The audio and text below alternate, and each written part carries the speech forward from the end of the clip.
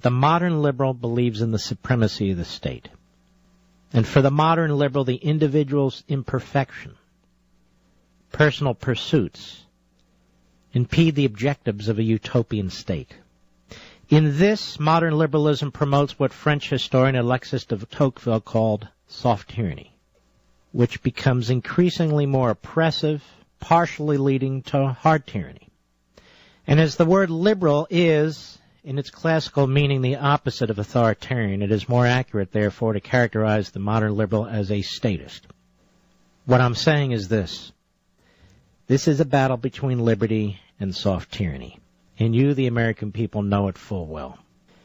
When you think about what's going on in this society, really since the New Deal, which was the real push to institutionalize alien notions of government and society on this society, it's really been a disgrace. You hear liberals say all the time, we created this program, what do you want to do? Do away with it? Or we're compassionate, and so we're taxing the rich to give to the poor. Or we stand for the middle class, which is why we've created this program and this student loan thing and this credit thing and on and on and on. And yet all those things, when combined, tell us many, many things. First of all, they're not giving us anything. Barney Frank has never created a damn thing in his life. Neither is Harry Reid. Neither is Barack Obama. So they're not giving us anything that they're creating. What is a law? What is legislation? What is a bill? It's an exercise in power. So they're not giving us anything. They're redistributing rights. They are creating phony rights. So when they pass a law to give citizens X something, they're taking it from citizens A, B, and C. There are moral issues here. There are ethical issues here. If we're talking about the basic maintenance of humanity, that is, people in very difficult situations needing a hand up, we all understand that, but that's not what we're talking about anymore. This massive bureaucracy, massive federal government is about far more than helping people who have temporary needs. They want to transform our society. That's what they say. So it's not about improving education. It's about controlling education. It's not about helping the poor. It's about controlling the poor. And it's not about sticking it to the rich. It's about destroying the rich. And the rich, whatever that means, that definition for rich, the definition for wealth, first of all, it is created by the government through the tax code. Or politicians by their propaganda. What does rich mean? Who's rich? Okay, a billionaire is rich. We got that. But why is somebody earns $250,000 running a business? Why is that rich? Because the politicians tell us it's rich. So they can punish those people in order to steal from them to create their additional outlets for power. Let me put it to you this way. As I speak, this government is spitting out regulations that will affect your lives, and you have no idea who's doing it, why they're doing it, where they're doing it, or what these regulations are. Is that a republic? We had members of Congress who are begging you for their vote today, who passed legislation they actually had not read, because they knew the basic plan, and the basic plan was to destroy the private health care sector and empower themselves and massively increase the federal government. They didn't need to read the bill. They didn't need to know the particulars because that's their ideology. That's where they're coming from.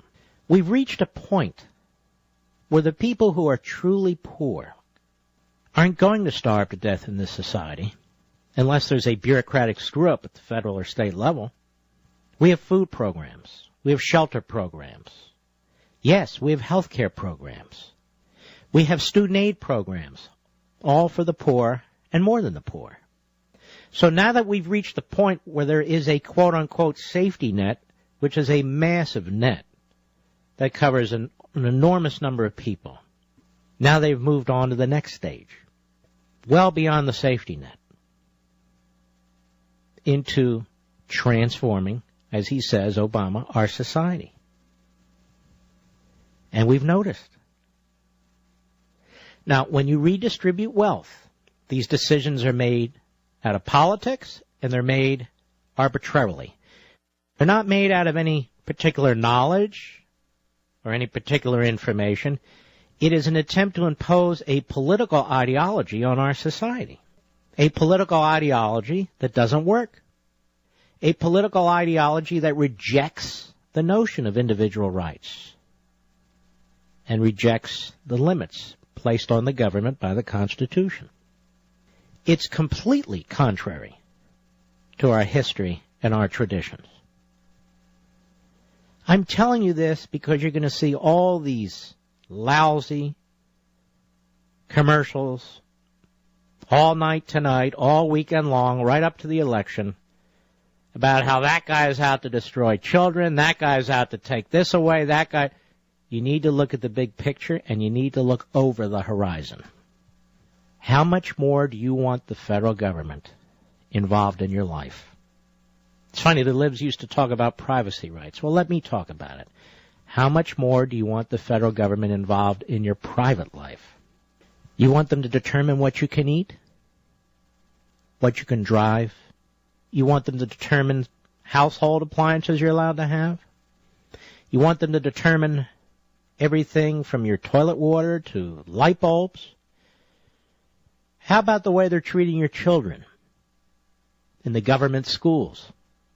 The government takeover of the student loan program. Do you really want your children obligated to the government this way, and those who have a sinecure from the government and are protected by the government? Is that the kind of society that we want? No, it's not. On the other hand, what we do want is individual liberty. What we do want is the ability to provide for our families without interference by an all-powerful government. What we do want is to make basic decisions. We get to decide what kind of toaster we'll have, what kind of automobile we want, what kind of light bulb we want. We get to decide what kind of education we want for our children, and certainly what kind of medical care we want for our children. These politicians are not about the little guy, the poor guy, the middle class, the working class. They're about the state. And I don't mean states, I mean the power of government. Every proposal that comes out of Obama and these candidates who are now begging you for their votes, every one of them empowers the government against the individual. Every single one of them. They want to create, in essence, a massive IRS-type bureaucracy to which you must bow, to which you must beg in order to get what you should be able to get on your own anyway. They want to change the very nature of this society from individual worth, hard work, rewarding success and merit, to the opposite. That's what this election's all about. We have people in government who are trying to use the instrumentalities of government against us. It's going to be a rally tomorrow. Who cares, really? But I mention it mostly as a foil or as an example. A rally that we love government. Well, ladies and gentlemen, we love the Constitution. We love the Declaration of Independence. We love our founding document. We love our governing document.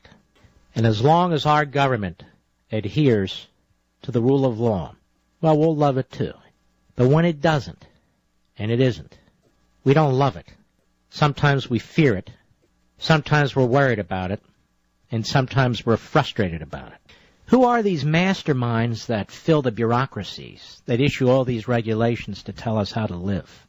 Who are all these masterminds now running all these nasty commercials on the weekends, attacking their opponents who dare to embrace the Constitution and limited government? Are they really that smart? Have you met them? Have you met Barney Frank? Have you met Nancy Pelosi or Harry Reid? You saw them in debates. Are they really so much smarter, these 535 people, than 310 million of us? Do they really know how to do your job, to live your life, to do what you like to do better than you do? How is it that they know so much? Medical care, oil production, schooling, the currency. Or is it that they don't really know so much, but they take so much? That's what this election, the next election, and every election hereafter is all about.